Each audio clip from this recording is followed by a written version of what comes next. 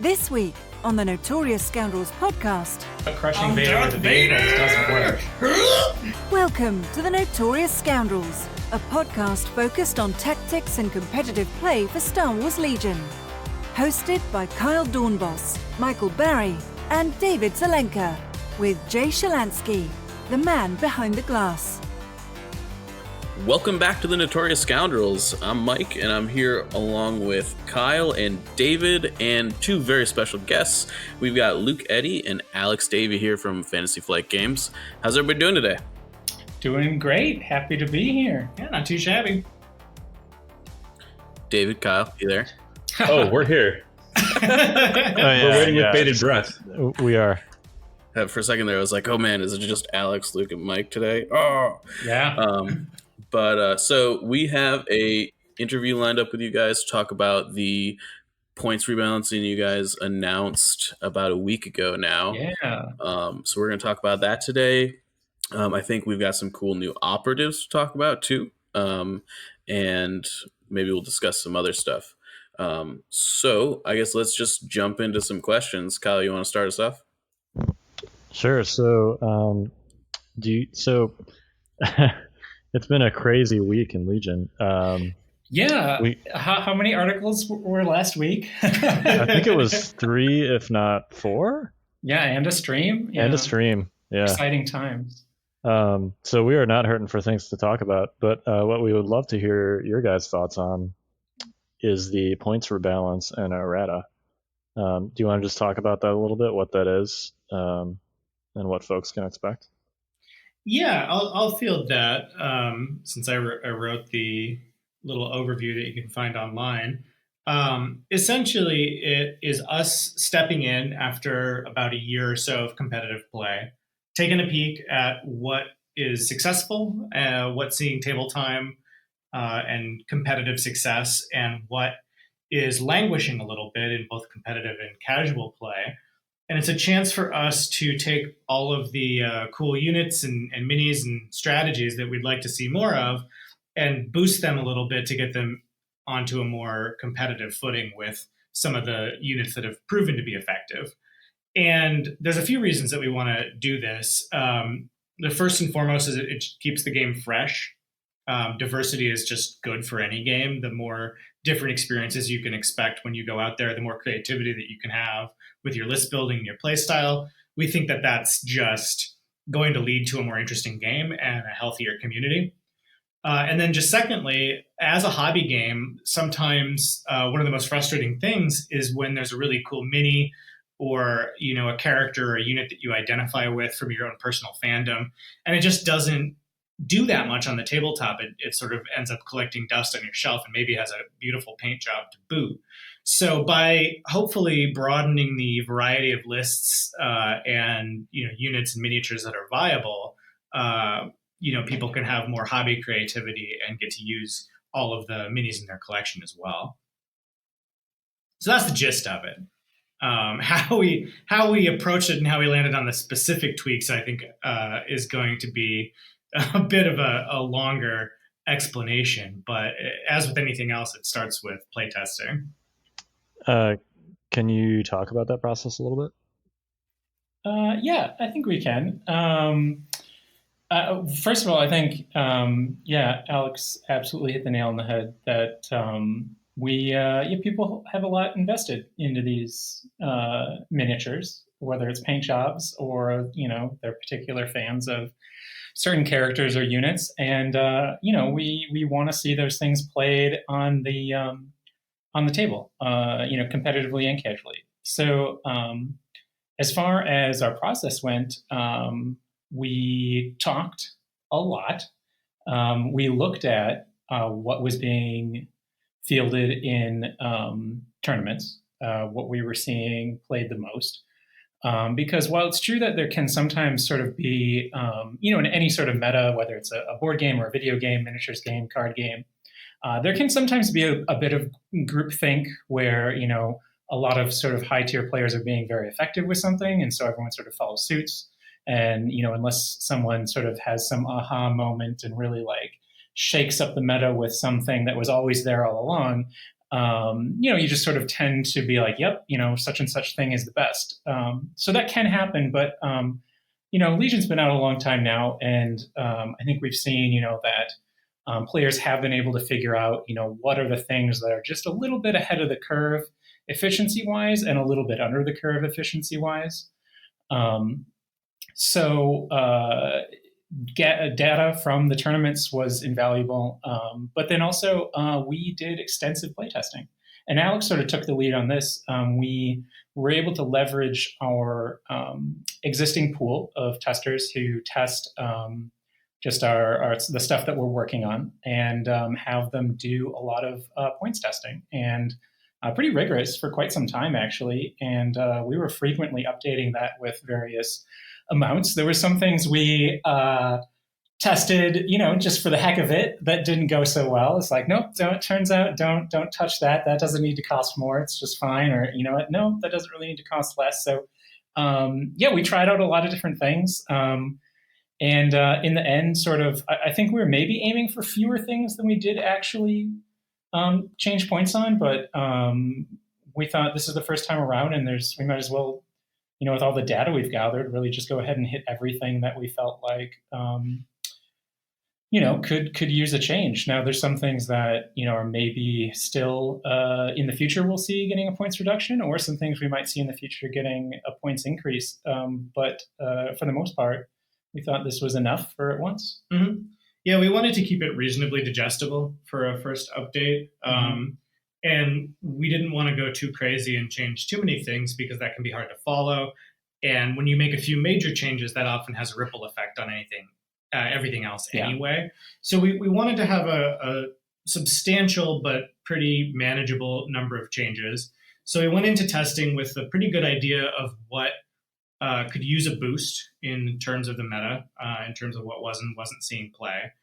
And we had a laser targeter on strike teams and snipers in particular, just because, but they were by far the most ubiquitous unit. That was really the only thing we were really seriously considering nerfing. Yeah, and then the rest of it was just like, vehicles are struggling a little. They should probably be cheaper. Exactly how many points they should fall was sort of a matter of dialing that in through playtesting. But we had an idea of what we wanted to change, and we even had sort of a rough draft of what we were going to do. And then we opened it up to our quality assurance testers and basically just kicked it around for a few months till it was in a place that everyone seemed pretty happy with overall. Yeah, we did an interesting thing, actually. I think you made a list of what you'd like to see changed. I made a list of what I'd like to see changed separately. And then we compared notes. And then we asked our testers, without telling them what we were thinking, what they would like to see changed. Yeah. And then we took all that feedback and then made a list of a lot of different things for them to test. Yeah, we took a stab at some initial things. Yeah. And we tried a number of different changes to the sniper, and we ended up in a completely different place from where we started, which was the addition of a whole new range band. But that was kind of interesting points. Yeah. Sometimes testing and attempting to get something right takes you in some unexpected directions. But I'm pretty happy with what that has in terms of implications for the future design space, and just being a much more fun unit on the table when it has that limit. It has to get closer, it has to be a little more aggressive to be effective. Just makes it a more interesting play experience with some counterplay to it. Can you talk about Range 5 a little bit? It's you said it opens up design space. It's interesting too that you also utilize this on the FD cannon. Yeah, I mean, the FD cannon, we could have dropped it pretty substantially and probably made it into something that would see occasional play.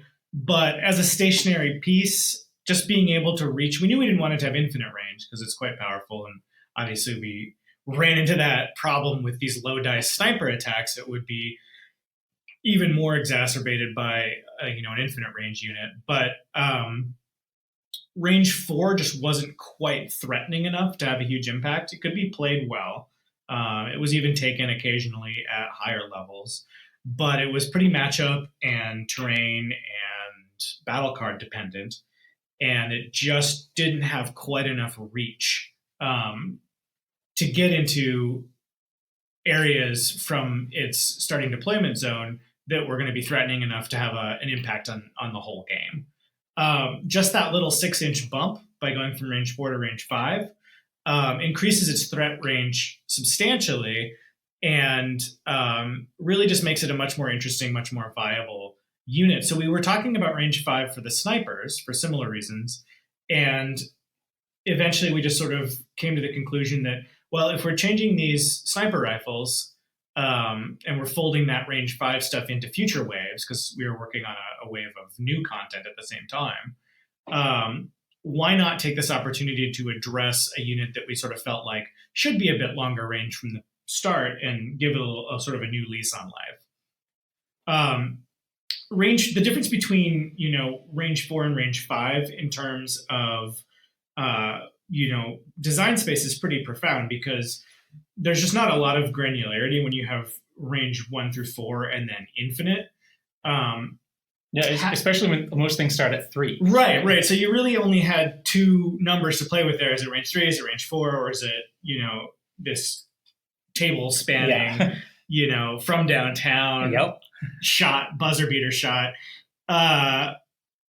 And 5 just gives you a little bit more to play with. It's substantially further than most infantry. They can't just move and shoot you, generally speaking, with all their weaponry.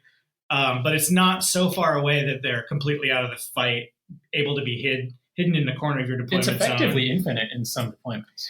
In some deployments, yeah. And it really does change depending on the battle cards you pick, but it tones them down on missions like the Long March. It tones them down on missions like Battle Lines. They can't just shoot all the way across the board anymore. Mm-hmm. And it just makes them a little bit more interactive as both to play and to play against. Yeah.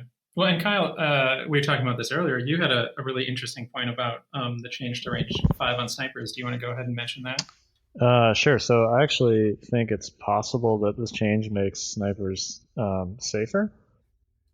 Certainly they can impact less of the battlefield, but the biggest counter to snipers previously was other snipers. And now, it's possible that they're at a range where they're essentially like unable to shoot each other, but they're just plinking at each other's, each opposing gun line. Which I think is interesting insofar as it makes, just taking a 1 or 2 much more viable than it used to be, because at least at like the higher levels of play, if you didn't have 3, you just got, your snipers got shredded by their triple snipers. Right. You had to go all in. Right. Yeah. Mm-hmm. But yeah, no, and I think it's tough in any game when the best counter to something is more of that same thing. Right. Yeah, that just exacerbates the problem, because our goal, of course, isn't to make snipers non-viable. I don't think we want to push any unit out. No, and this was like the least intrusive change we could do of the ones we consider, for sure. Exactly, because there were other much more drastic, like adding cumbersome, making the detachments, adding a unique design to them. Yeah, but it's interesting. I think Alex, it was you who really landed on range 5 as a solution, and it's pretty elegant actually, because it only goes in and changes one single number or icon on them. It doesn't actually change necessarily how you play them in most games. You still aim and shoot to get through heavy cover. Try to put them in a good spot. You still protect one of them. We also tested removing the corner peeking completely. And unfortunately, that's become. Well, not unfortunately, but it's sort of one of those a bug that's a feature almost, where if they can't do that, they really are vulnerable to just being one-shotted. Yeah. So removing that as an aspect was too hard of a nerf. So it's interesting how the range 5 really, in a lot of cases, doesn't actually change how they're played, but it puts them in this place where they can have other counters, like you said, and the counter isn't just more snipers. So yeah, we'll see what happens, but I hope that we'll still see a few snipers here and there. But my hope is that people will experiment with some of the other special forces units. They won't need to have so much anti-sniper defense, because hopefully the overall number of sniper teams will be reduced. And since they do have to get closer, there are operatives and other units that are kind of fast that can deal with them. So my hope is that we'll continue to see them in more of a support role, but that they won't be automatic 3-ofs in almost every Right. list And then anymore. the small I think points the little increase- points increase helps with that too. Yeah, that helps. Because they're no longer a super cheap activation either. They're still pretty affordable, but they're not, they're closer to sort of E-Web range or emplacement trooper, rebel veteran, short trooper range. So they're not the cheapest activation anymore, and there are a lot of decent options now. So I think that they will fade back a little. I think that is going to be welcome news for a lot of our players. So while we're on the topic of strike teams, as I was looking through the changes, I noticed that the Saboteur strike team got hit twice, once with the increase to strike teams and once with the increase to emergency stims. Was that addressing a specific problem with Saboteur strike teams, or was this just incidental? Both. Yeah, okay. I mean, strike teams are strong, and there was concern, particularly among our playtesters, that if we only increased the sniper, people would just transition to saboteurs, just as cheap activations, if nothing else. The other aspect of that is that by increasing the points on the strike teams, we don't further invalidate scout troopers and commandos, because their upgrade costs stay the same. You may be more likely to field a full unit now because you're not paying any tax on the commandos themselves.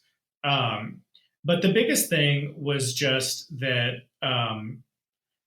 Triple Saboteurs is a very high skill list, but it is a very, very strong list. It can be very strong, and it can be very, very difficult to play against if you don't have a lot of experience with it. So it wasn't something that we felt we wanted to be super prevalent. It didn't need to get any better. It didn't get any I think better. with snipers getting their increase to range, and say hypothetically the increase to the sniper rifle or increase to strike teams had been applied to the rifle instead, you still would have had the strike teams as an extremely cheap unit. Mm-hmm. And just from an efficiency perspective, an activation control, they still have that problem. The adjustment to the snipers was twofold. It was the range, and it was the because of interaction, and then the points increase because of just efficiency of how cheap you're getting that activation for. So we didn't want to, by giving snipers their nerf, sort of exacerbate the problem by suddenly strike teams are saboteur strike teams are ubiquitous.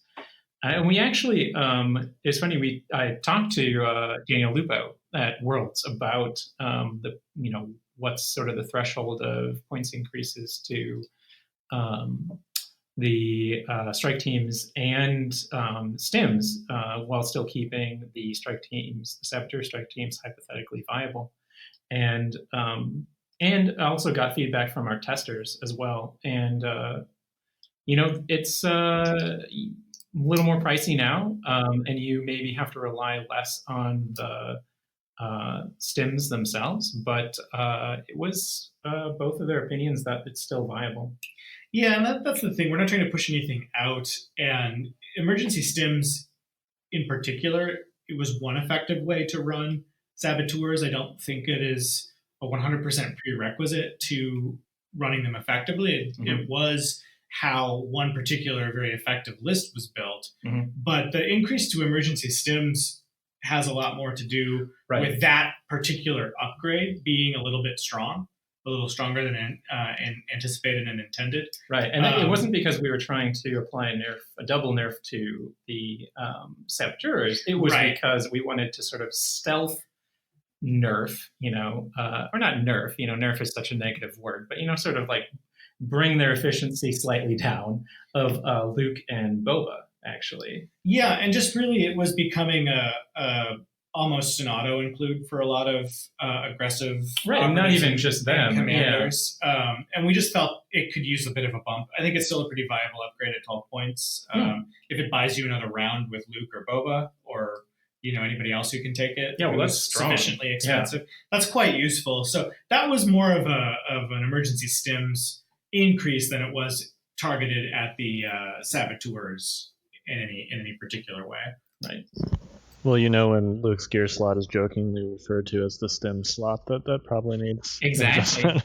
Exactly. Yeah, it's that kind of thing that gives us some indication. That, No, and the thing is, though, is actually, I mean, I'm really glad that emergency stims exists as a card. I think we designed it intentionally to sort of give you some insurance when you're taking those high value, high impact targets. It's a way to sort of mitigate bad luck a little bit. You know, a lot of those characters have red dice, and red dice are usually great, but sometimes they're not, Boba just blanks out and it's just a bad day. So I think it's good having a card in the game that if you're willing to spend the points for, sort of gives you, it sort of makes some of those more expensive characters that really jump in the mix and you're expecting to take wounds stay more viable. On the other hand, it just had to be costed to what is the value of having another activation with one of those units. Yeah, even though the wounds are in most cases temporary,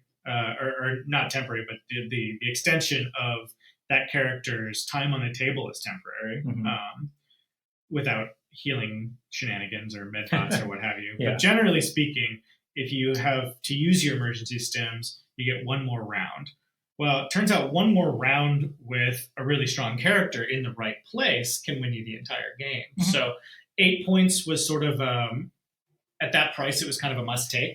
Right. It was just such a good deal. We felt like a little bump up. Maybe you'll consider leaving it off and taking some different upgrade instead, or padding out your troopers, or, you'll look at it twice instead of just automatically adding it to your character when you drop Luke into your list. And I think that's where we want almost everything to be. We wanted something that you have to think about rather than just like, oh, I'm taking this, so therefore I take this.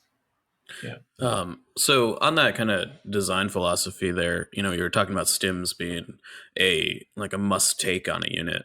How did you guys kind of, I guess, pick and choose which upgrades and stuff would be targeted? Like, for instance, force push is also a very auto take upgrade on some units.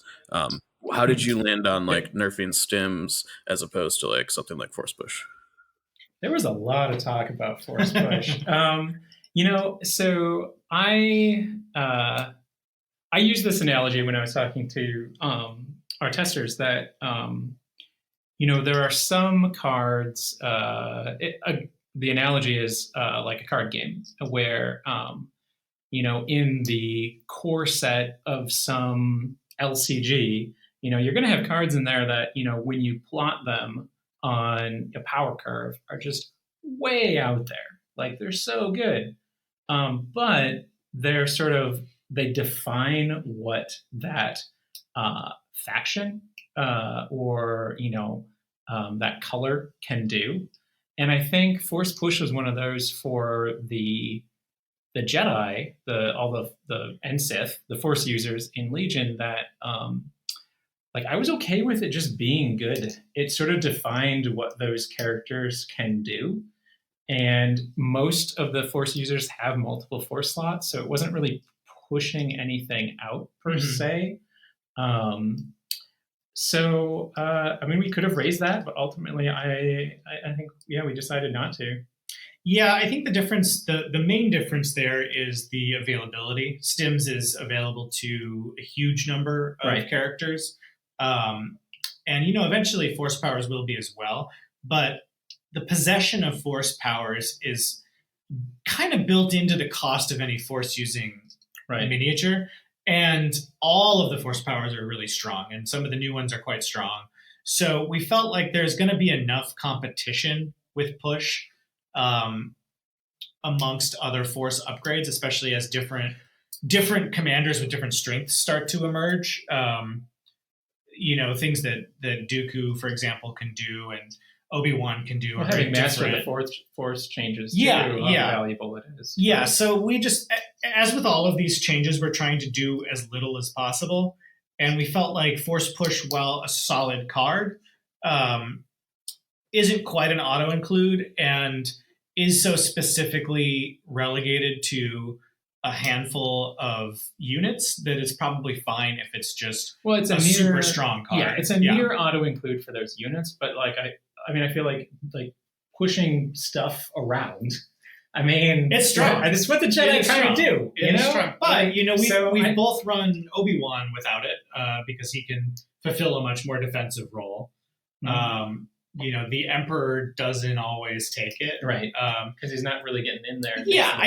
I think if you were a Force-using character that just wants to jump into combat and hack stuff up, that's a great upgrade. But not every Force character is going to be like a cannonball like Luke and Vader are. But even operative Luke can disengage with that keyword, so it's less essential for him to have Force push for the defensive capabilities.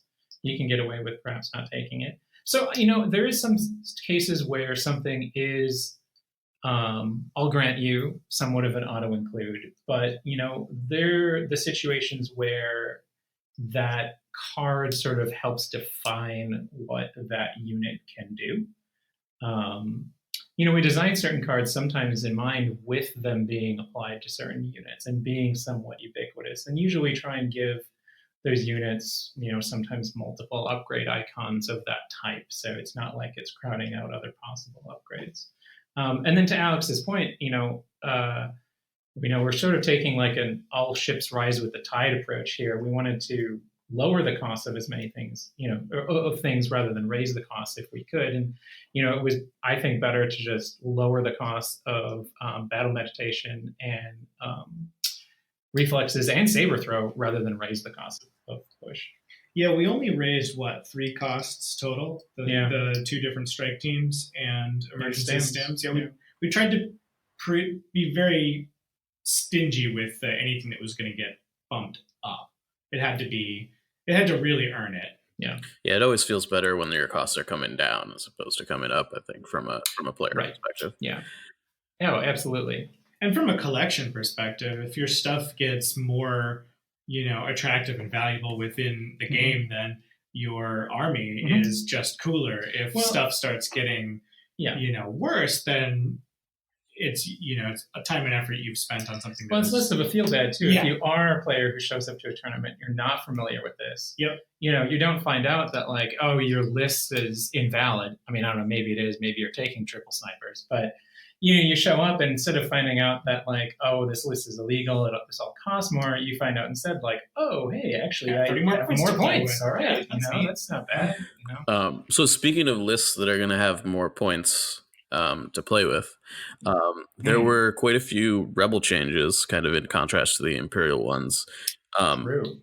Are there any of those that you guys want to kind of talk about specifically, like maybe Jin and Chewie, or anything like that, and maybe I guess talk to maybe why we saw more changes on the Rebel side of things than the Empire side of things? Because they needed more. I mean, Luke's not wrong. They did need a few more. Rebels as a faction have been very viable. They've won some major events. There's usually a pretty good split of Rebel versus Imperial players in the finals. That all feels really good. But when you look at the Rebel Alliance as a faction, they have, or they previously had, we felt, far fewer viable builds. There's definitely effective Rebel armies Luke and Leia are so good. Luke and Leia are so good, and they're just sort of head and shoulders above a number of the other options. Right. You basically saw Luke, Leia, and Han in terms of commanders. Although lately, not even Han. Yeah, even Han has faded away a little bit. Yeah, Sabine in there. Sabine's pretty solid. But, Jin and Chewie were kind of languishing. We looked at where they were at in the meta. We looked at sort of how they ended up performing. And in hindsight, it was clear that we had sort of overvalued certain abilities like Infiltrate and Guardian. And while those are still very strong abilities, they didn't quite justify the very high price that those characters were paying. And so, again, in the interest of just keeping the number of lists out there as viable and numerous as possible, have a few of the lesser taken commanders and operatives come down in cost. That's more of a feels good kind of situation. On the Imperial side, they've been really fortunate with their characters, and really just Corset Vader was the only one that people had sort of come to the consensus that, well, he's probably a little too expensive for what he does. And we that's a sort of another story too, because we took a 2-prong approach to tackling him. But in terms of that, the Empire just had a lot more fundamentally viable units and upgrade cards. But if you do look at the Rebel changes, there's a lot more in number, but 3 of those changes are three of those changes are to the ATRT's weapons, which is essentially one change to the ATRT. The airspeeder is kind of all over the place because it shows up in unit cost, it shows up as an errata, and both of its weapons went down. Yeah. So that's 4 changes that only really affect one thing. And then or 5 or yeah. So there are more Rebel changes in number, but they're actually a pretty comparable number of units affected overall. I think there's couple more Rebel things. It's pretty even with what the things that had the most drastic changes. Yeah. Because if you look at unit wise, it's the same number of units. You've got Chewbacca, Jin, and the airspeeder along with the strike team. And then for the Imperials, you have the speeder bikes, the ATSD, Darth Vader, and then along with the strike team. The Rebels sort of got a couple other kind of like stealth buffs, if you will, via a discount to the Pathfinder's gun, and to some of the ATRT weapons and the Rebel Veterans heavy weapon there. So they're not as substantial as the drops to the units themselves, although the ATRT ones are pretty nice. If you were planning on doing, the laser cannon, that's a 15-point drop. Yeah. I think it was, like Alex says, the Rebels had a few more things, I think, that were coming in a little underpowered. But again, it's mostly these upgrades that are smaller tweaks than the unit discounts themselves. So you mentioned the vehicles. Do you want to talk about those a little bit and just your general process with respect to both the vehicles and then also kind of the impact exhaust weapons, the trooper-based ones? Yeah, those are good questions, and it's all sort of related. That's one of the tricky things about balance in the first place, and certainly about rebalancing things. Sure. It's sort of like it's almost like an ecology, like a biome or something, where if you make a little bit of a change to one thing, you're going to start introducing a predator to the environment that wasn't around anymore. And, which Star Wars biome is this? Is it the desert one, the all swamp one, the all forest one, or the all city one? The whole planet's it's the Star Wars planet that is comprised purely of numbers. It's the all numbers planet. Oh my goodness. But yeah, so if we do drop these vehicles, and this is something we started to see in Wave 7 testing. Yeah, actually. A lot of this was informed by the testing for the new faction heavies in Wave 7. Right, because we knew that the original heavies, the ATST and particularly the airspeeder, but even the ATST was just a little too expensive. Mm-hmm. Starting with the Occupier tank and the land speeder, we started to see vehicles that were a little bit closer to the mark. More discounted. Yep, they're a little cheaper, a little more affordable, a little more viable. And then Wave 7 rolled around and we were testing some really heavy vehicles. Even heavier than the Occupier and the land speeder. Yep, that are more ATST equivalent. And we just found, we found a more comfortable price point. Yeah, there's almost this... At about 170. Yeah, and I talked about this a little bit before, how there's this almost sort of and we don't actually have a logarithmic scale, but it's almost this sort of thing where this ineffable quality that sort of the more powerful something is on paper doesn't necessarily equate exactly to how many points that thing should cost. If, say, every ability and attack profile and range and movement and all those had some sort of value attached to them, if you added it all up, that vehicle is suddenly overpriced because there's this sort of tax you're paying almost, where as you sort of put more into a single unit, you're losing out on, it's an opportunity cost of other activations or more flexibility, or activation control, the ability to score objectives, all these little things that are sort of unquantifiable. So the more heavy a vehicle is, the more powerful a vehicle is, the more abilities it has. Definitely, it doesn't exactly scale one for one to how much it should cost. Yeah, and so we found a good price point for the heavies, the AAT tank, and they're very aggressively costed. Yeah, they're 170. They're strong and they're impactful. So we settled on a good point value for those. And one of the things we started looking for in our playtest was, well, okay, with these heavier armored vehicles more viable and more prevalent, are people reaching for that HH-12 now? Are people going for that ion gun? And the answer was still no. The answer was still no. It still costs too much, and it's still an exhaust weapon, so it's a little tricky to use. But what we did find was that between a substantial points drop for vehicles, the introduction of the Separatist faction, which means more targets for ion weaponry, and a hefty drop to all of the anti-vehicle exhaust weapons, they're much more of a choice now. They're not more purely efficient than your DLTs or your Z6s. No, they're still an inefficient choice if you're not fighting vehicles. But a well-placed anti-armor squad or two can really turn the tide if you are faced with some of those armored threats. Or a last first with some ion. Absolutely. Yeah, you can really do some activation control there. So I think they're a much more interesting choice now. And I think as we see vehicle lists gain in popularity, and I think we will see speeders a lot more. I think we'll see ATSTs a lot more. I think we'll see ATRTs. I do think that the value becomes a little bit more unquantifiable. And I know that when I'm list building these days, I often will drop a couple of anti-vehicle weapons into my sort of core block just to make sure that I have some sort of answer to vehicle threats if those answers aren't found it's interesting. Elsewhere. So this is something we always kind of wanted from the beginning, I should say, that you wanted, is that if vehicles are good counters to other vehicles, but if you're not running that, then your best option is core. Some core units with anti-vehicle weapons are a good answer to vehicles. Yeah, and I should actually jump in and point out that the HH-12s, the anti-vehicle trooper weapons, were intentionally overcosted from the beginning because we wanted people to pay a premium for having an answer to that sort of rock, paper, scissors equation. Troopers shouldn't be able to do absolutely everything at the best price. Right. However, we interestingly both overcosted vehicles and we overcosted the anti-vehicle weaponry.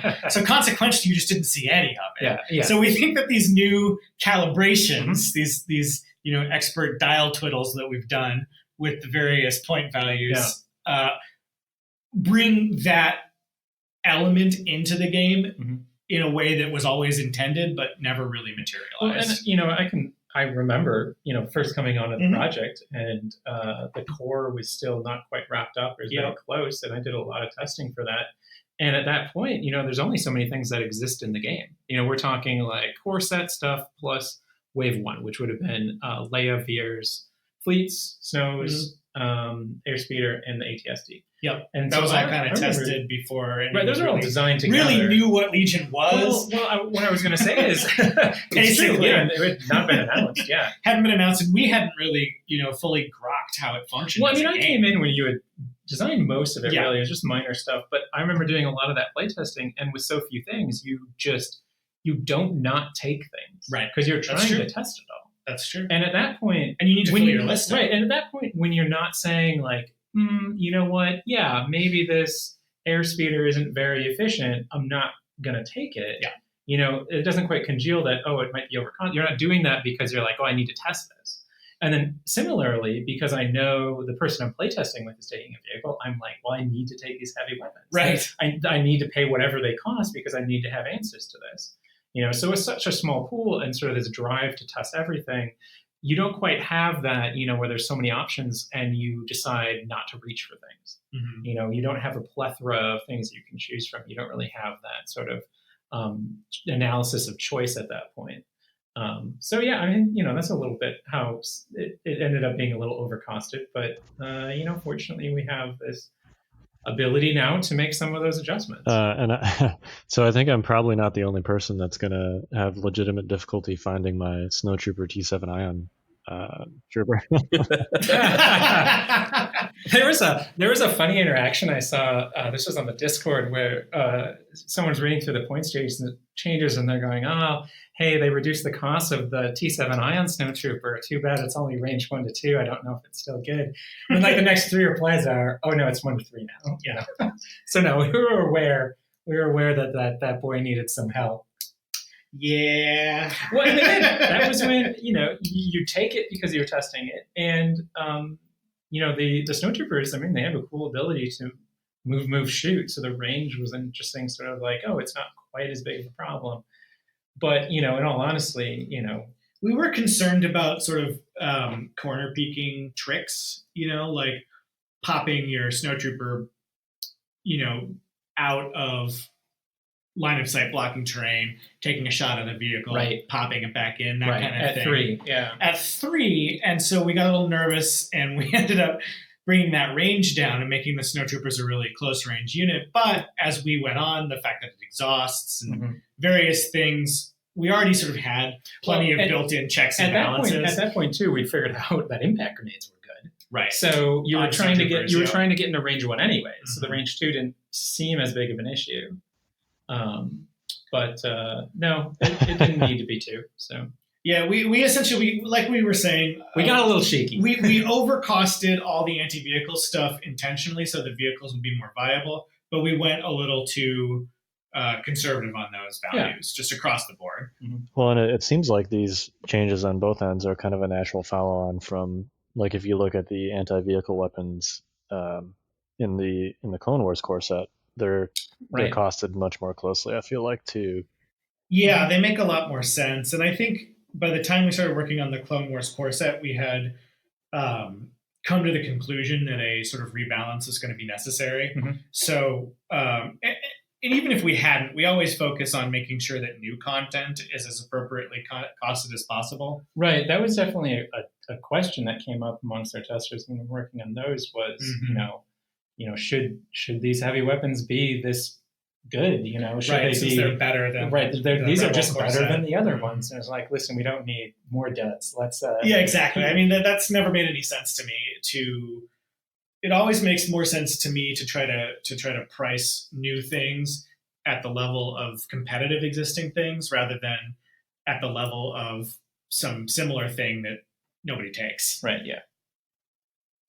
I was going to also mention, because of the new stuff coming, those ion and vehicle weapons have a ton of new prey.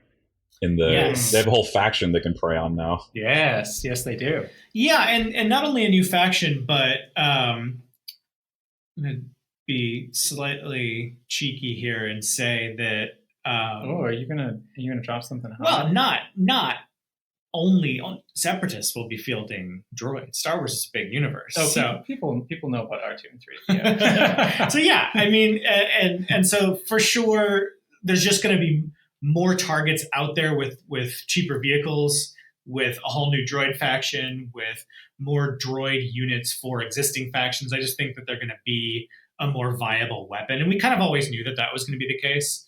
That it would require more targets to really hit its true value, but we were kind of trying to design with that in mind. Shields, man. Shields, that kind of thing. And take that ion to shoot at those droidicas. We're also just really careful with effects that shut down your opponent. Like those are always no fun to play against, and they really have to be. They have to be approached delicately because they're cool, they're fun to play with, and I think they add an interesting level of strategy to the game. But you never want to be in a situation where like the go-to thing is to just stop your opponent from playing. Yeah, don't expect Ion 2. As much as I love blue-black control magic decks, I've heard some feedback from my opponents over the years that they're perhaps not the most enjoyable thing to be on the receiving end of. Not so much? I mean, yeah, so it's delicate, especially in a minis game. You don't want to totally lock something down. And I don't think we've done anything drastic with these ion weapons, and I think they'll still be sort of a meta call and sort of a partial solution to your enemy vehicle droid problems at best. But they're a much more interesting choice now. We skipped a little bit over Chewbacca specifically. Can you speak more to the changes to Chewie and why 110 wasn't working for him? Yeah, I can speak to that. I think in that case, it was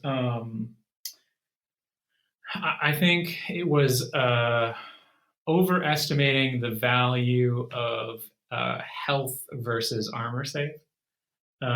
He seems really strong, really healthy at what is he, 9? Mm-hmm. More than Vader, which was like, oh my goodness, the most highest HP pool of any trooper we've ever done before. But with a T-shirt armor save.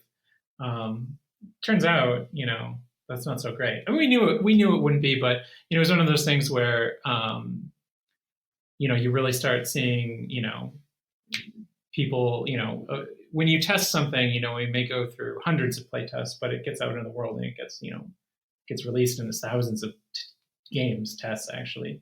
And he wasn't quite, surviving as long as we, sort of hoped he would. And then the other big thing I think too is that we knew all along that his command cards were, you'd be more selective about them because each one targets a different hero character. You may not take all of them. It would depend on who you're taking in your army. But as an operative, it wasn't like, he's not your commander. You're not auto-taking all 3 of his cards. But I think we underestimated how much of sort of a bit of a hidden tax that is on Chewbacca.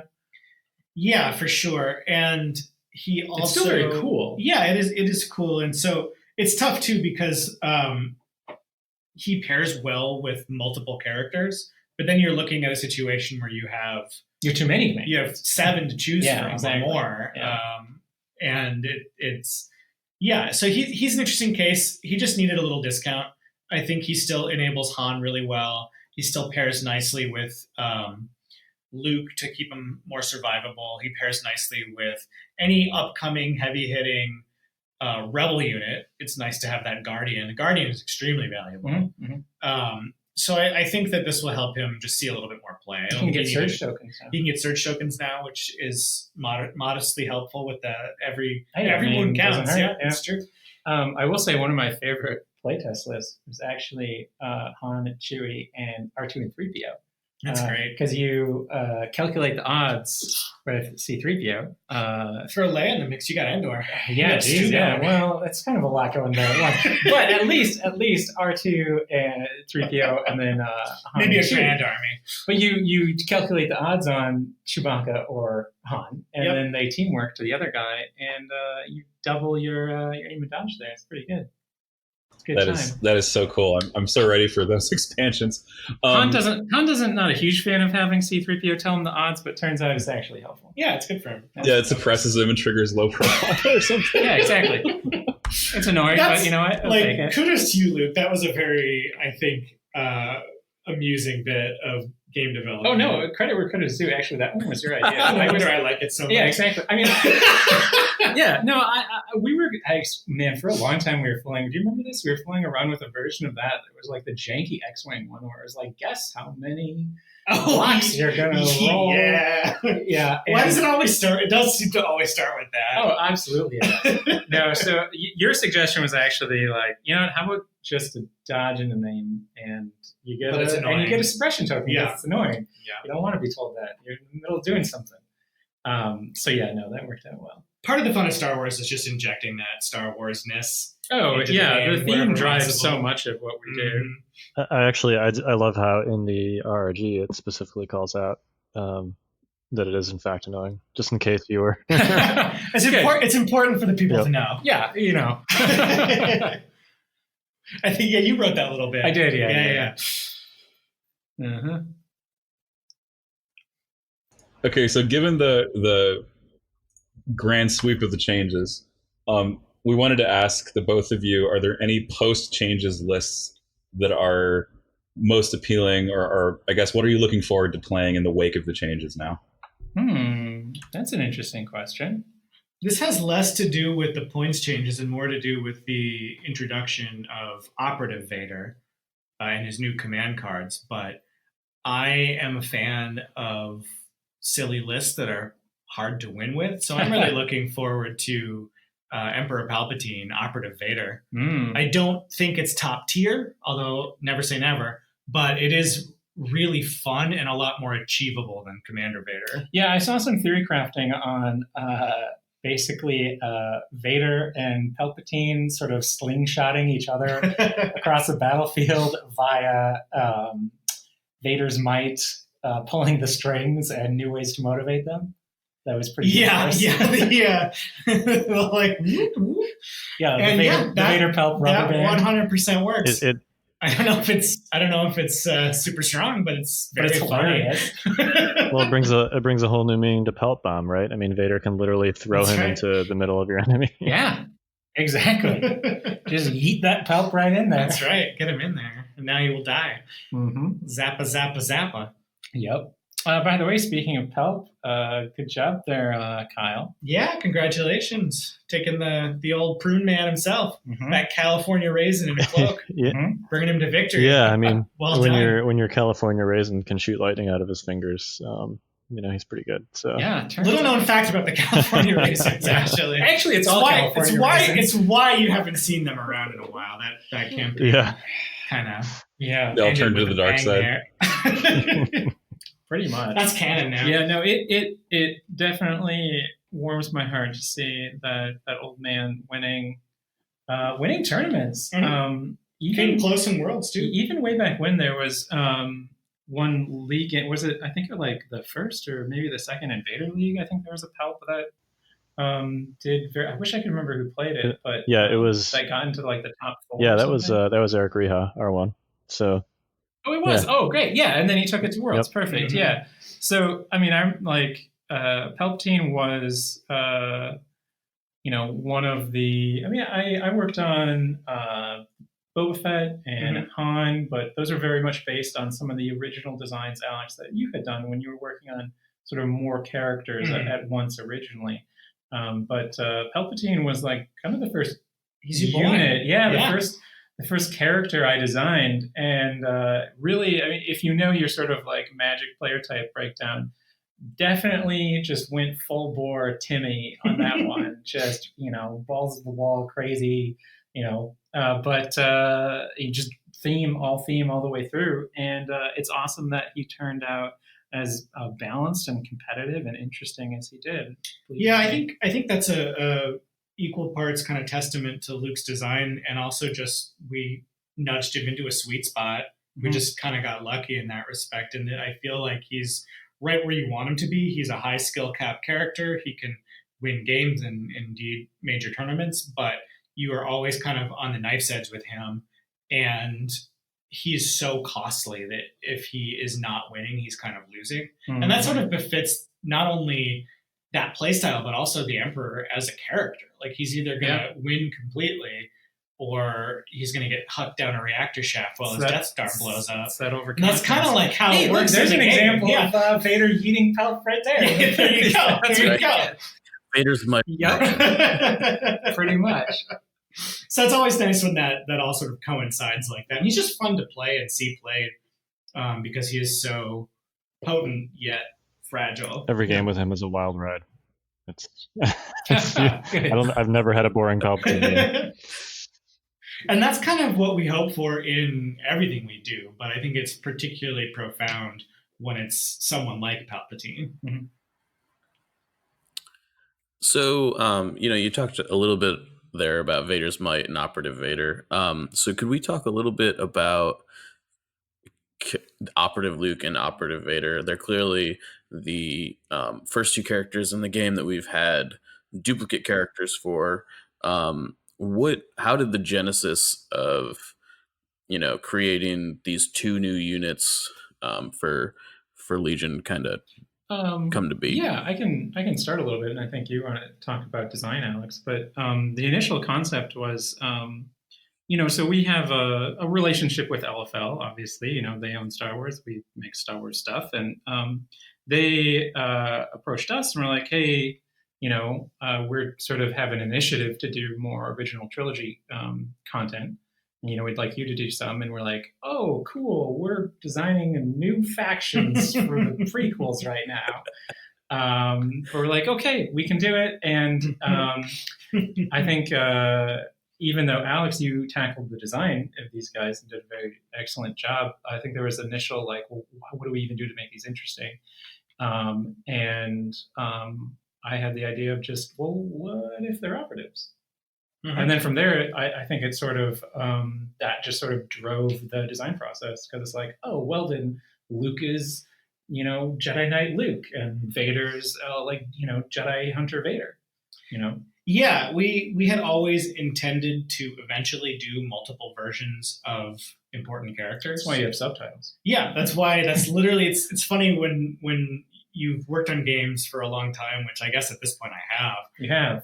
You kind of learn to give yourself wiggle room all over the place. Like you learn lessons from everything you do. Future proofing. And exactly. And in X-Wing, we wanted to do different versions of the same character. We had no way to really signify that at all. To meaningfully differentiate. Yeah, so that was an issue. And so from the start, we knew we wanted to do multiple versions. And I was pretty sure that from the start, I also wanted to do a command hand that allowed you to draw from all of that character's command cards, whether or not they were from that particular expansion or not, just because I think command hand building is a really interesting part of the game. So we ended up doing Luke and Vader maybe a little bit sooner than we anticipated, but I think it's appropriate. I actually really like the way that the schedule worked out, how that release is sort of paired with the Clone Wars release, because those two operative packs alone really open up a lot of doors for Rebel and Imperial players, and they're going to inject new life into those factions at the same time that these new factions are coming out.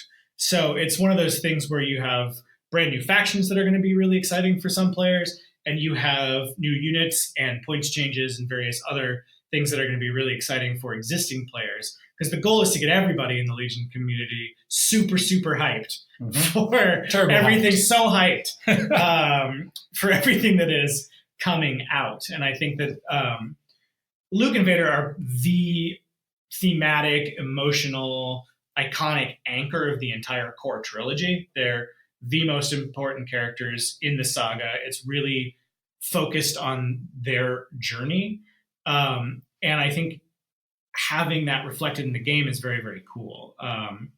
And they don't have any lack of sweet abilities and cool scenes. And as comics and TV shows and all kinds of things have come out, they've just, generated more interesting content for those characters. So it was exciting to be able to kind of go back in, tune them up with the advantage of about a year's worth of competitive play, figure out what would make them more interesting, what they kind of needed in terms of making them viable. Luke was doing just fine, but Vader had trouble closing the distance. And so sort of that whole synthesis, I think, resulted in a really interesting couple of products that I'm really excited about.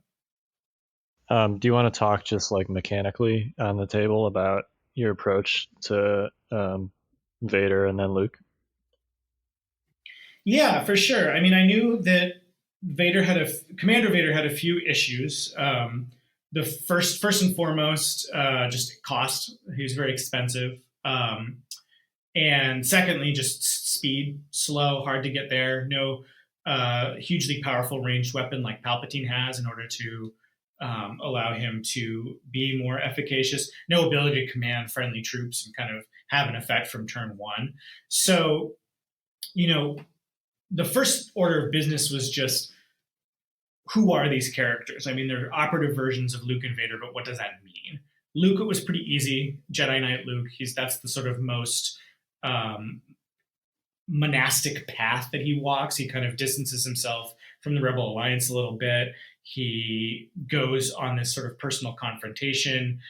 He's not leading the army anymore. That's Han and Leia. They're the ones who are down on the ground getting it done, and Lando's up, leading the fleet. So he's kind of off on his own. So that's perfect for operative Luke. In terms of Vader, we really kind of wanted to explore that space between the prequel trilogy and the original trilogy, where he is just sort of hunting down rogue Jedi.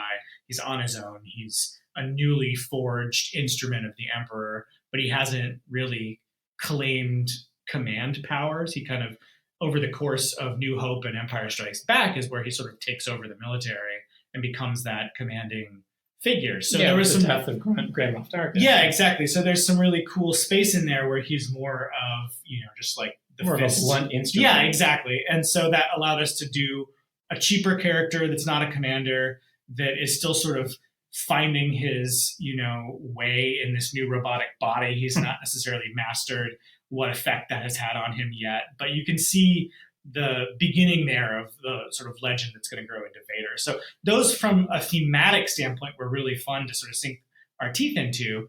And so, of course, we started looking at the material surrounding those eras.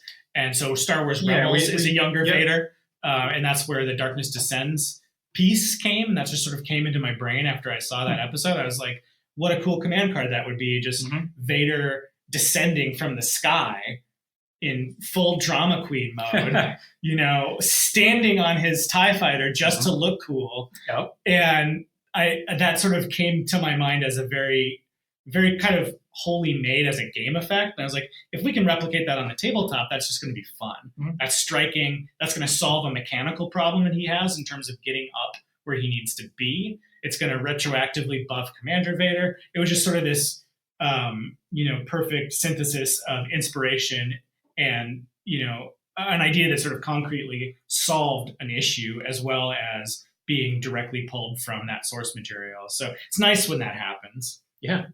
Well, and then too, of course, you know, we're not above a little bit of fan service, and we know that people who are, you know, Darth Vader fanboys are a big fan of the Vader Down comic. So we had to work in a Fear and Dead Men in there too. You got to do it. You got to do it, and it fits his design style too. I mean, like, he's going to get in close. Yeah, all of his effects work up close. Yeah, like that's where he excels. Master of Evil, Fear and Dead Men, Saber Throw, Force Push, all that stuff has a greater effect when he's in the mix. So one of the things that he needs to do when he gets in there is survive a little bit longer. Live. Yeah, exactly. So it's always frustrating when your Vader just gets blasted down. Yeah. And the nice thing about Fear and Dead Men is it's kind of that double-edged, you know, lightsaber, in that, yes, if you roll blanks, you're doing damage, but you're also taking wounds. But there's no bad results when you're using deflect if you had Fear and Dead Men. So he's going to do something. You still take damage on blanks, but you know. Yeah, exactly. It's pros and cons, and I think that's very dark side. We've kind of leaned into that quite a bit already, taking wounds to achieve things. Do you want to talk about Luke a little bit mechanically? Yeah, Luke, we just wanted to make, you know, the sort of pinnacle of his training. This is post Empire Strikes Back. He's suffered a defeat. He's sort of embarked on this quest to become a Jedi, and he's finally mastered his skills. He's built his own lightsaber. His tone is so different. Yeah, and he's a very different person between those movies. And I think that's one of the most interesting and kind of striking things about Return of the Jedi. When Luke shows up, he's this very different presence. He's much more like Obi-Wan. He's much more focused and calm and meditative, and no emergency Sims. Yeah, that's right. He's not this emotional, you know, young man who's trying to figure out what his place in the galaxy is. He's sort of like, this is what I'm going to do. I'm a Jedi, etc. And so we wanted to play into that. We wanted to just produce a character that had a higher power level. And so Master of the Force was an option. And so he got Master of the Force. He got better dice with his new lightsaber. He's a more, you know... crazy dice. He does roll crazy dice. The most that any character's ever rolled. Yeah, and throughout development, we knew that he was going to have access to his original command cards as well. So that means Son of Skywalker. That means, you know... Epic. Right, so that was interesting. I know... But which is great, which is another synergistic thing, because in Return of the Jedi, when he confronts Vader, he goes absolutely ham. And that was the inspiration for the Son of Skywalker in the first place. We'd already done it. Yeah, and so him having an even nastier attack is kind of the pinnacle of that card, I guess. But we also wanted to play into his more nuanced abilities. It's interesting how non-aggression. Yeah, operative Luke's cards are not focused on attacking. I mean, I guess you can use Savior Master Well to make something attack. You can. But it's not focused on Luke himself necessarily attacking, and that's especially true of his 3-pip, I'm Jedi. I think that's what it's called, yeah? Yeah, these are the more subtle skills of, you know, someone who's mastered the light side of the Force, someone who has a little more subtlety, someone whose first instinct is to try to resolve things peacefully, diplomatically, someone who's willing to die rather than fall. And I think that's very hard to get across in gameplay. Yeah.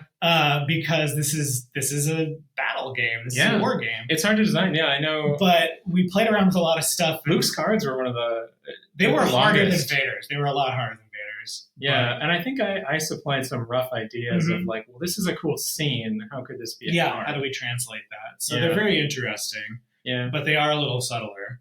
Well, and just to speak to just pure design too, or mechanics, I should say, just pure mechanics. You know, like I said, Master of the Force was an obvious. Mm-hmm. And then from there, I know you were looking for, well, like that's kind of boring if that's that, and you know, some tweaks to how many dice he's rolling, what his courage is, what his health is not really all that exciting. And so I don't know who it was who had the idea, but I know at some point someone was like, well, you know, it's Force Push is so good because of how it can help you leave combat. Mm-hmm. And man, you know, that's one of Luke's moves right in the middle of fighting Darth Vader. Yeah, he's like, peace. You know, peace out. I'm standing on this bridge now. I'm done fighting you. Yeah. You know, too bad, Dad. So, and that was a very easy, like, oh, that could just be a keyword. You can just leave combat. Yeah, and that's obviously very useful for a melee character like that to be able to have more control. And it turns out it ended up being very useful for having some other characters' cards work. Like, for example, Grievous's. If Grievous didn't have disengage on his 1 pip, it'd be a lot less good. You wouldn't be able to reposition into a new melee with it. Yep, exactly. So in terms of Luke's command cards, we just wanted to give him a different feel and a different play style. So because if we just made just another one that was good at attacking, it'd be like, well, now I've got this and, you know, some Skywalker. Or maybe now I'm choosing between 2 attack ones. I take one over the other. Yeah, so we want him to be something different. Luke's 1 pip, Serve Your Master Well, is, I think, certainly one of the most amusing and potentially open-ended command cards that I've seen. Yeah, Alex was very creative with these new command cards. Vader's Might also has a lot of potential. Fun.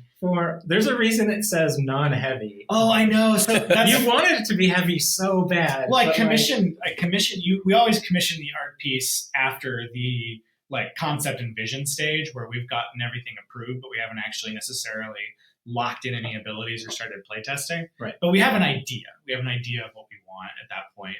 And there's a scene in Rebels where he lifts the ATDP, over his head. Just I mean, they think that they've crushed him beneath this massive vehicle, and he's just like, nope. Turns out crushing Vader with the vehicles doesn't work. And then, you know, he's revealed as this really terrifying presence, and I thought, wow, that's super cool. I'm gonna get an art piece of that scene, and he's gonna be able to move anything. And then we put it on the table. We did some play testing, and hucking occupier tanks around was a little bit too much, so we put that non-heavy restriction on there. And you know, future heavy vehicles and what have you. But it's still a super cool card, and it mostly stayed intact through playtesting to its original design. But it's funny when that kind of thing happens. Can you talk about any of the amusing ways that you've thought of to use Luke's 1 pip, Serve Your Master Well? They're kind of endless. Obviously, it can be your rebel pulling the strings for a turn. That's just a solid ability. We've seen that on Palpatine. Very, very strong.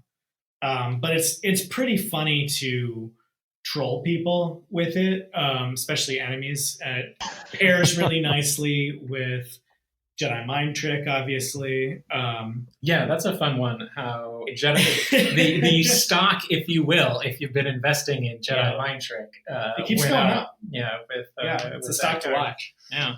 I mean, you could do all kinds of stuff, from making the Emperor's Royal Guards attack him, to, you know, leaving a unit high and dry on its, you know, last one of the last activations that it has, and making it go and hang out in the open and get blown away, or there's a lot of different funny things that you can do, and I'm sure we'll start seeing some really amusing anecdotes trickle in from the community of I did it to do this, or so that should be fun. Just tell people to embark on a vehicle right before you blow it up. I don't know. There's a lot of dumb things you can do with this. So Luke can mess with heavies, but Vader can't. I see how it is.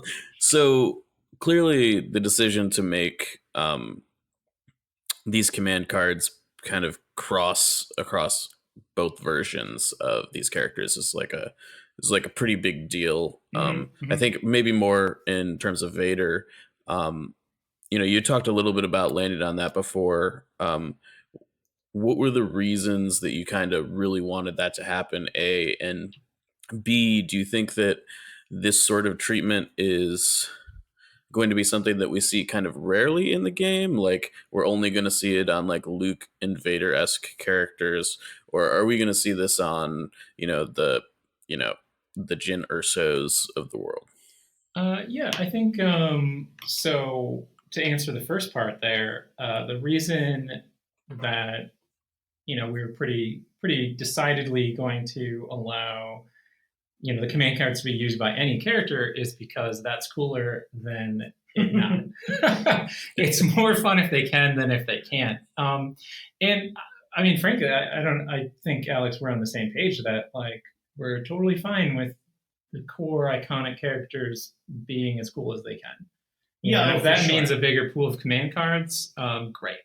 And then to your second question, I think it is something we're going to do infrequently.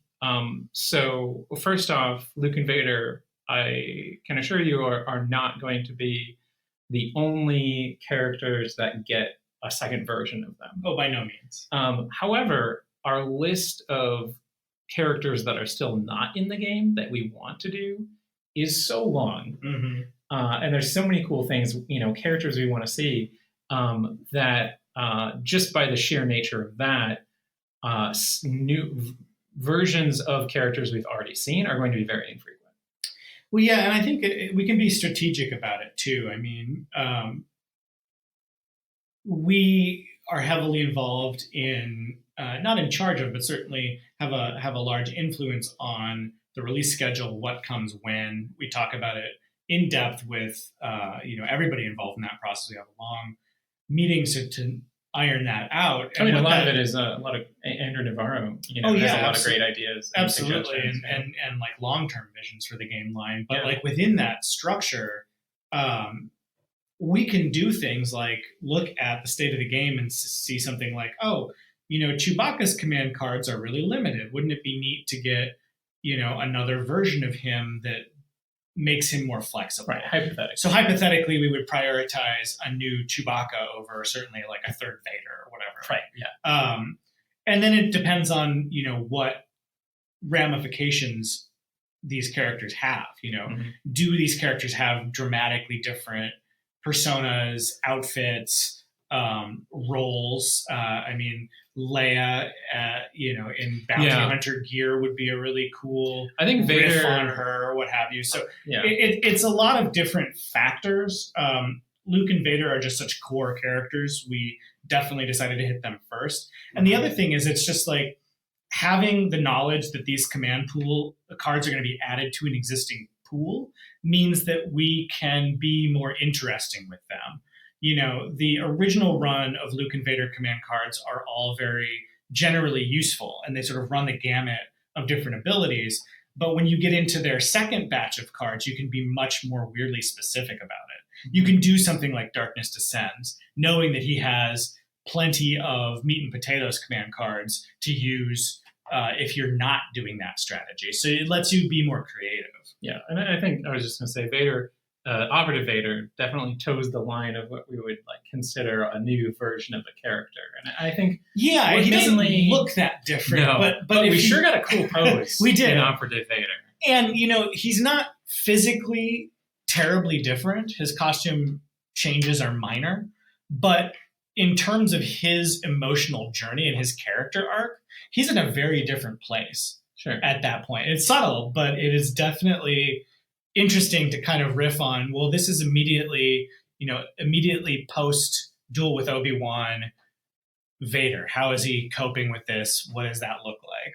Right. I think in most cases where we if we see this in the future, when we see other versions of existing characters, it'll be when there's a pretty obvious second version of that character, or evolution of that character, or sort of pre version of that character that justifies having different abilities and different presence on the battlefield. Awesome.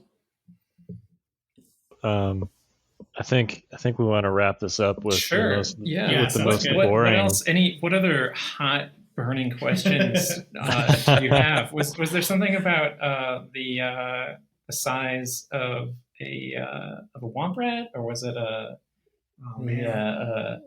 That was the beginning of the end for me. That question.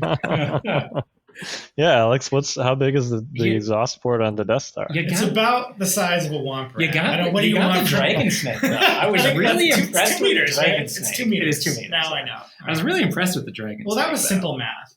Oh, I see. That's just arithmetic. Oh. Yeah, a simpleton could have gotten that question right.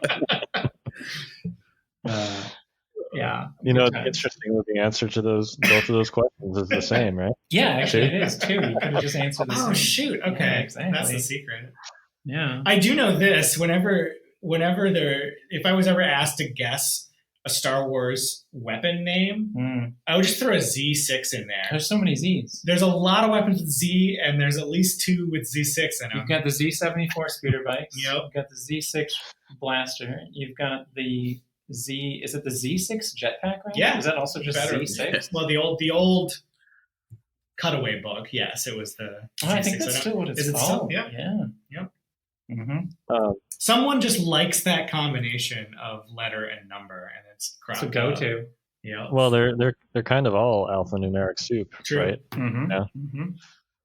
Throw a bunch of letters together. Particularly enjoy the CM 0/93, or is it an O? O/93? It's an O. Yeah. There you go. CMO 93. I think it's the CM/0-93. Ooh, I have a pop quiz question for you guys, real quick. Okay. Give me the full name of the occupier. No cheating. Right now. The Gav. I'm tapping out. 225 occupier assault tank. Wait, what did you start with? Gav-225. Ooh, close. I think there's an X in there. It's the TX. TX225GAVW occupier combat assault tank. Nailed it. Well done. It's like you work on this game or something. I know. Yeah, it is like I work on this game. I have to look up a lot of Star Wars stuff, guys. So how much liberty do you guys have as far as like naming things go? Are you pretty much like, if you're like, we're going to make this tank, it gets that exact name, or like if it exists, we give it the canonical name. Okay. If it is ambiguous, we ask LFL, and very, very, very rarely they're like, why don't you go ahead and they say it doesn't have a name. Yeah, it doesn't have a name. And so our first thing is, well, what do you want to call it? And then sometimes, very rarely, they're like, well, something in this ballpark, or every once in a while we get to just kind of extrapolate on something. Every once in a while, I think we found the Snow Trooper flamethrower guy on the cover of like an obscure young adult novel, and it was like, is that a Snow Trooper with a flamethrower? And we're like, yeah, we can use that. That's theoretically justified. Yeah, so it really depends. Yeah. It really depends. Yeah, so no, it's interesting when you dig through. When you really dig through Star Wars trivia, you find there's just things that have never been named. So no, the CM-093 did not have a name, even though that's in the movie. So we named that. Right? Wait, so you guys came up with that amalgamation of a name? Potato gun. We did, and then we also so you have us T-shirt for that. The T-shirt. They wouldn't let me name them these things. No. What else did we name? We named the mortar that the shore troopers have. Although we concepted that ourselves, so obviously that didn't exist already. Yeah. Yeah, we get to play around in the edges of things, and with a lot of, good conversations with the licensor. Their chief concern is just that it fits in with everything absolutely. else. So generally speaking, we'll talk to story groups sometimes. Yeah, and I mean, it's Star Wars, so there's, innumerable like action figures, stat books, old West End games, cutaways, whatever. So and that's why there's these a things, huge amount of stuff. That's why these things get named. And if it just has not ever happened to appear in one of those, even though it's in the film, it just doesn't have a name yet. So I'm still waiting, by the way, for someone to update Wikipedia with the CM-093. Get on that, you listeners. Hold up, I'll there. do it right now. There you go. It is. I will say it is weird going on Wikipedia and seeing art from Legion, art that I wrote the description of. That is strange. Some artist drew, and then seeing it. Well, the more obscure the thing, the more likely that's going to happen. But also not. Like, you just go on like Sabine Wren or Chewbacca, and there's art. We have a baller art department. That's true. Our art is the shit. It's pretty good. And it's getting even better. Like every single. It really is. Like the sculpts too. Like it's just really thrilling to be working on a game with such amazing support. Like graphic design, clutch, art looks beautiful, sculpts are awesome. It's really just a nice thing to be steering a ship that has such an awesome crew. Yeah, well, and our sculpting manager, Derek Fuchs, is just so concentrated on improving. Every wave something improves. Yeah, I think that even the jump from the original core set to the new core set is incredible, and things are just like every day I see something that's even cooler, and that's really fun. It's fun to come into work and be like, what? I don't suppose you want to tease us with anything. Have we not teased anything yet? Jeez. I don't know. I feel like lately we've just dumped so much. I know. I'm wary of stealing marketing's thunder on a lot of these things. But look for a couple of new droids. How's that for a hint? Yeah, I mean, I actually don't know when the article is coming out. I don't know either. It should be soon. But yeah, no, I'm really excited for R2-D2 and C-3PO. I mean, look for a couple of other droids. Oh, other droids. Soon enough. Oh yeah, boy. I'll say no more. You are being. I'll say no more. Yeah. Cheeky. Yeah. Cool. Awesome. So, thank you guys for coming on. Oh, really it was our pleasure. Definitely. I think appreciate the opportunity to talk some about our philosophy on the points and thanks for having us. Why we're doing what we're doing. I think it's the podcast Notorious Scoundrels. I think is a good place for that sort of discussion. And then we can just do goofy trivia on Fifth Trooper. Yeah. You gotta have a niche, absolutely. Right? Yeah. I do think that we've got a clip that Alex had a quote some at some point today where he pretty much yelled, "I am Darth Vader." That's getting clipped. Okay, good. That's what we want. I don't know what we're gonna do with it yet, but it's getting clipped. Excellent. It'll get turned into a new drop. We got to add more drops on the Chase soundboard. Yeah, right. There you go. True story. Nice. Well, awesome. Thank you guys so much. And it's we're all super excited. I'm sure you've seen the buzz around the community just with the core set and this points rebalance and everything. It's a great time to be playing the game. So awesome. That's great to hear. Yeah, we're psyched too. It's going to be a hell of a year for Legion. Yeah, very much so. So with that, this has been the Notorious Scoundrels podcast. I'm Mike. I'm Kyle. David had to run. He did have to run. I was like, "Where's David? Hey, where's David?" He disappeared. I'm Alex. And I'm Luke. Stay fresh, cheese bags. Join us next week for another episode of the Notorious Scoundrels. This has been a Fifth Trooper production.